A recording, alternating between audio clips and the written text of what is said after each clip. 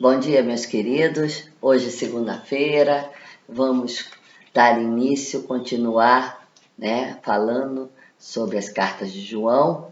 Vamos continuar falando sobre os temas e agora nós vamos falar sobre a ética. Não se esqueçam de ir no canal do YouTube, compartilhar, dar o seu like, vamos interagir, fazer sua pergunta, que com certeza eu respondo. Compre a apostila, é muito importante que vocês tenham também esse material para amanhã, vocês precisando, vocês terem com mais facilidade pelo seu e-mail, que eu mando a apostila por e-mail, tá?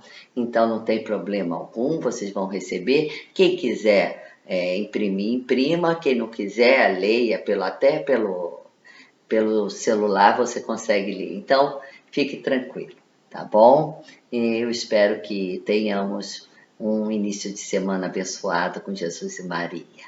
Então vamos lá, vamos falar um pouco da ética. Se a cristologia foi o primeiro campo de batalha, as questões da heresia, da gnose, se lembra que nós falamos na aula passada? Entre o autor e os separatistas, houve também muitos detalhes e implicações da cristologia no comportamento do cristão. Por isso, nós vamos falar da ética.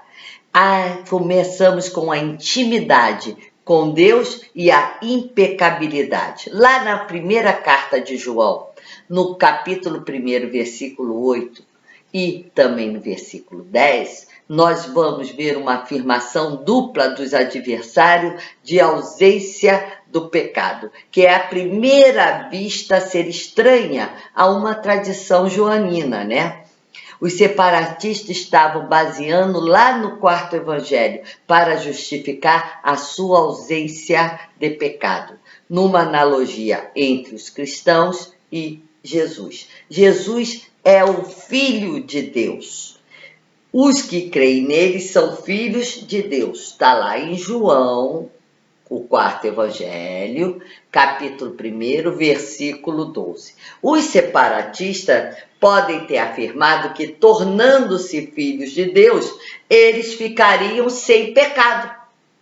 Exatamente como o Filho de Deus era, sem pecado. E que o Espírito que eles receberam dava-lhe o poder também sobre o pecado. Que aquela que crer no Filho de Deus não será julgado. Os adversários, no seu perfeccionismo, veem a ausência do pecado como realidade e não como uma obrigação. O autor, então, na sua afirmação, associa o desafio da ausência do pecado como o fato de ter nascido de Deus. 1 João, capítulo 3, versículo de 5 a 6 e capítulo 3, versículo 9. O autor, então, vê a ausência de pecado como própria implicação da geração divina e, por isso, uma obrigação do cristão. O cristão tem que ter uma vida ética, ilibada, sem pecado. Pelo menos tentar, Todos nós somos pecadores. Mas não é por isso que nós não devemos tentar ter uma vida de santidade. Nós somos chamados a termos uma vida de santidade, a sermos também um povo santo. E com isso é uma luta diária. Mas nós temos que ter esse entendimento. Entendemos que o seu cometer pecado significa não cometer consequentemente pecado. Pois, noutra parte, ele reconhece que os cristãos podem pecar, refutando o perfeccionismo dos seus adversários. Primeira carta a João, capítulo 2, versículo 1. Observância dos mandamentos. Outra maneira que o autor da primeira carta contesta o perfeccionismo dos adversários é relacionando com a observância dos mandamentos. Sem mais cerimônia, ele chama de mentiroso quem disser: eu conheço Deus sem observar os mandamentos. Eu conheço a Deus quando observo os mandamentos, quando tenho ética, cumpro os mandamentos. Os mandamentos estão lá: não matar, não roubar, não cobiçar, né? Então nós temos a lei, nós temos o mandamento. Basta seguir. É difícil? Pra caramba! Lógico que é difícil. Mas por isso que a gente tem essa luta árdua, diária, de tentarmos diariamente nos mantermos numa vida de retidão, de ética. A atitude dos separatistas diante dos mandamentos é que eles não dão nenhuma importância salvadora ao comportamento ético e que esta oposição tinha derivado da sua cristologia. O autor, então, apela para o exemplo geral da vida terrena de Jesus como modelo de vida para todos os cristãos. Argumento que vai estar em harmonia com a diferença entre sua cristologia e a cristologia dos seus adversários. Mas se torna necessário, então, a permanência de andar exatamente como Cristo andou. Primeira carta de João, capítulo 2, versículo 6. E purificar-se para ver a Deus e agir assim como ele é, justo.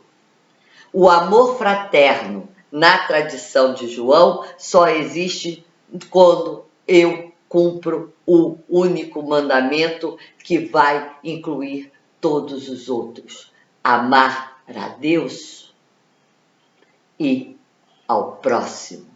Então esse amor fraternal, eu amo a Deus, mas eu também tenho que amar ao próximo. Senão, não adianta eu amar a Deus e cometer atrocidades com meu irmão. Isso não é cristão. A chave do problema está na definição de irmãos. Para o autor da comunidade de João, que estava em comunhão, com ele aceitava a sua interpretação do evangelho. Os separatistas tinham se ido e já não eram mais irmãos da comunidade, já estavam o quê? Separados.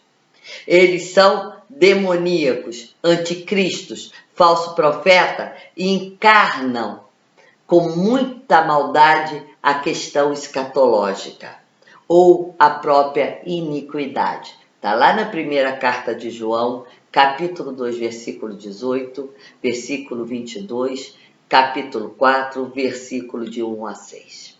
Com efeito, a sua própria separação era sinal da falta do amor pelos seus irmãos. Se eu me separo, eu tenho um irmão. O irmão, eu não gosto dele. Ele não é parecido comigo. Não fui com a cara dela, não é isso? É assim que a gente fala. Muita gente usa essa expressão: o santo não cruzou. Isso é a coisa menos católica possível, né? Mas tem algumas pessoas que usam essas expressões. Não nós, obviamente, nós cristãos somos maravilhosos. Mas, né, são expressões que está dizendo que eu não tenho comunhão com meu irmão. Porque se eu tenho comunhão com meu irmão, eu vou adverti-lo, eu vou conversar com caridade, vou respeitar o que ele está falando, vou escutar e vou falar: meu querido, o caminho não é melhor ir por ali, você não está no caminho muito certo, etc e tal. A gente tenta. Não deu certo, fiz a minha parte. Aí tudo bem, você se afasta. Mas primeiro você tem sempre que tentar uma reconciliação com seu irmão. Vamos falar um pouco da escatologia. Como o autor das epístolas é fiel à tradição, não há nenhuma surpresa que ele também professe uma escatologia realizada. O autor toma duas medidas para prevenir que essa escatologia realizada encoraje seus adversários. Em primeiro lugar, ele vincula uma necessidade de uma ética desta escatologia realizada. Essa escatologia realizada é Jesus, que se fez carne e habitou entre nós para a nossa salvação. Tá certo? Ele vai, em segundo lugar, acentuar bênçãos futuras que elas podem, de maneira realizada, na forma em que o cristão vai viver. É o testemunho de vida, é simples. A escatologia futura pode, portanto, ser empregada como uma corretiva ética com os separatistas. O que eu quero dizer? Jesus habitou entre nós, essa é a escatologia realizada. E a escatologia futura é a segunda vinda de Cristo, onde ele virá e julgará os vivos e os mortos. Aí ele vai julgar os separatistas, entendeu? Mas nesse momento nós temos que viver de acordo com aquilo que ele nos ensinou, porque já foi uma escatologia realizada. Pneumatologia é o estudo do Espírito Santo. Pneumatologia, lindo. O autor da primeira carta de João assegura aos seus ouvintes: não tendes a necessidade de que alguém vos ensine, e adverte como muitos falsos profetas vieram ao mundo, eles devem examinar os espíritos para ver se são de Deus.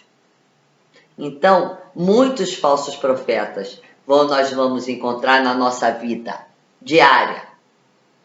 Vamos observar melhor, vamos ver se aquela mensagem é realmente a mensagem de Deus. Vamos na fonte que é a Sagrada Escritura, vamos estudar o magistério da igreja. Isso é muito importante. Temos agora uma nova carta lindíssima do Papa sobre a fraternidade, nada mais atual do que a ideia da primeira carta de João do amor fraternal. Então vamos ler a encíclica, vamos ler a carta do Papa, que é para toda a igreja. Vamos conversar sobre ela, vamos falar. Eu estou pensando seriamente em depois fazer uma série sobre essa carta, que eu acho importantíssima para o momento que nós estamos vivendo, momento mundial, que a igreja não fala só para o Brasil, a igreja fala para o mundo, né? Então, eu acho muito importante. Depois eu vou fazer o estudo dela mais acurado. Eu já li a carta, mas preciso fazer mais acurado para preparar, para colocar isso em aula, né?